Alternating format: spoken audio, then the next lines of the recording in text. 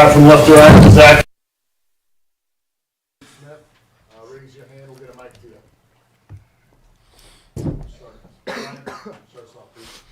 you. For Braden, just that run you had there, the 17-2 run as a team, but also that personal run you had, just kind of rising to the occasion. Is that what it was? I mean, the coaches were my fault. Coaches were just telling me, like, at halftime, like, I had those first two quick turnovers. They were saying you got to keep being aggressive. Like, you need to have the ball in your hands, being able to make plays and create for others. So just being able to have that confidence, and from the players is also just being able to tell me, like, hey, go do your thing, really helped. Zach, 32 minutes in the game. A lot of minutes for you over the last few years. What's it like? I mean, early in the season, getting those minutes and just seeing that excitement out on the floor. Yeah, it's great. I mean, everyone wants to get those minutes. I mean, no one wants to sit on the bench. My last few years, obviously, I had Travion with me, so when he was in, I was fine with it. But this year I've stepped into a bigger role in terms of minutes, and I feel like I'm ready for it. David, just the what did the combination of you and Braden on the floor bring tonight? Yeah, it's funny because in practice we don't really get to do it much. We're usually on opposing teams to guard each other, but man, I think it's good for me and him, one, because we relieve pressure off one of another, and to be honest, quite frankly, I've ran the two most of my life in general, so it's kind of comfortable for me and seeing him push the ball up the court, and he's easy to play with because he finds people, not just myself. He looks at the pose, he looks for the skip, he's dynamic guard, so I feel comfortable playing with him because I don't feel like I'm the only one out there, and I know he feels the same way because, we talk to each other up the court, and it's easy just for one or the other to bring the ball up the court, so it's a good feeling. Yeah, for Braden, kind of the same thing. What did you guys do well against the press tonight, and what about the combinations there in the second half? You guys only turned the ball over 6 times and shoot 56% in the second half. Seemed like you guys kind of had some experience in the first half, and it carried over into the second. Yeah, definitely. Just to piggyback on what he said, just being able to, like, have that pressure release. I mean, like, when I'm bringing up the ball and just have that other guard, I mean, he has experience. Like, he knows kind of how it goes, and just being able to, like, talk to me and help me through it. I mean, I struggled a little bit earlier, but as the game goes on, he's talking to me, telling me, like, hey, you take control of it. It's your ball. Like, we need you to help do this and all this. So just being able to have him do that and kind of guide me really was helpful. For Braden, can you just talk a little bit about that moment where you hit the runner in the lane and then they called timeout and you kind of yelled at the crowd a little bit? What was that moment like for you? I kind of just threw up the ball and was hoping for a miracle. It's kind of what happened.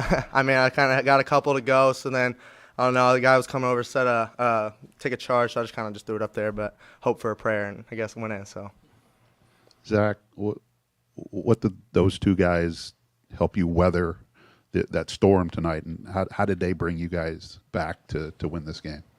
Just breaking the press, really. I mean, that's kind of something we struggled with a lot last year. This year, I feel confident we can have one of them bring the ball up. They won't go, like you said, we only had 6 turnovers on the game. That's great for a team that's pressing us all game. All they wanted to do was just get us to turn the ball over. But instead, we kind of flipped it on them. They couldn't even really press at the end because we were breaking the press, we were getting offense quick, and we are getting buckets out of it. So just kind of have them just to be steady. One of the most frustrating things is when you turn the ball over in a press. So just having them kind of giving that constant press break so we could get into our flow of offense and get our shots was great. For Dave and Braden, if I could, what did you guys learn about yourselves as a team tonight to play in this sort of environment against this sort of opponent, to weather what Joplin did there in the second half and be able to respond? What I really like about this team is, obviously this is our first real challenge, I should say.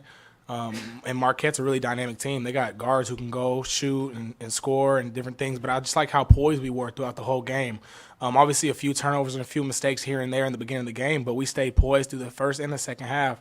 And I just think that's important, especially going on later on in the season and these next couple games we got coming up, going into Portland. Being able to be poised and picking up each other and handling adversity is going to be essential for us overall. I'd say the same thing, just that adversity. Obviously, we haven't really seen that much yet, so just being able to have the team like that, I mean, like he said, I mean, they're really good. All positions are very skilled, and just being able to guard that and kind of figure that out and play it by ear and go from there. Hey, David, you've played other places. Big crowd tonight. What's it like to be on the floor and have these fans just pick you guys up? Man, it was crazy in there. To be honest, I don't even know what to say about it. You know what I mean? Like you hit a shot and they're just going crazy. It makes you feel even better. The adrenaline rush makes you want to guard your man that much more. Like it's just fun in there, man. And then again, your teammates are cheering just as loud for you. You know, you hit a shot and you look over at the bench and your teammate's going crazy for you. I mean, it's just a good feeling when you know each teammate is genuinely happy for the next person right next to him. And I just feel like that's going to be so important. I just feel like this team is very connected on and off the court. So, Zach, just I guess one concern coming out of this, just the inability to secure defensive rebounds enough tonight. How much will that be an emphasis when you guys get ready to go to Portland? Yeah, I mean, Paint will definitely have us doing rebound drills. He loves those things. We'll definitely be working on boxing people out. I feel like they were a really athletic team, probably way above what we're usually going to see. They really crashed the glass hard, and it kind of gave us like one of those lessons. Like, we really got to box out, we got to hit. I felt like kind of in the second half, we kind of did a lot better on that. We reduced the rebounding margin that they had in the first half. And we kind of we were learning from it as the game came on, because every time you didn't box them out, the ball somehow was going right to them. Like Paint says, if you mess up, they're usually going to get the ball. Usually good things are going to happen for them. So we really just kind of locked in, especially at the end of the second half, on just boxing people out, securing defensive rebounds, and then getting in transition. For Zach, just the start you got off to in the second half, I'd imagine Matt's message was get the ball inside, but did you do anything different schematically or whatever to get the ball inside, have a little more success with the entry process or anything like that? We learned that they're kind of full fronting throughout the first kind of half, basically. So we were trying to get some more kind of reverse pivot action, kind of get the ball in from different ways rather than just kind of getting it in from the wing. Different teams are going to play post defense different ways, so just kind of learning and building from it was something that was a big emphasis kind of in the locker room during halftime. Braden, David kind of talked about the adrenaline rush that he felt, but for you, coming in clutch late in the game, what was kind of going through your head? I was kind of exhausted, I'm not going to lie. My legs were kind of hurting. But kind of just like what Dave said, like when the fans are cheering, yelling like that, and then you see your teammates picking you up behind there, it just makes you want to play that much harder, and you kind of forget about it. Like there's moments like where I was super, super tired, but like just hearing the crowd and hearing my teammates like, let's go, we need one more. Like just being able to have that kind of makes me forget about how I'm feeling and more like focus on the game. So just to be able to have that around us and along with the teammates is huge.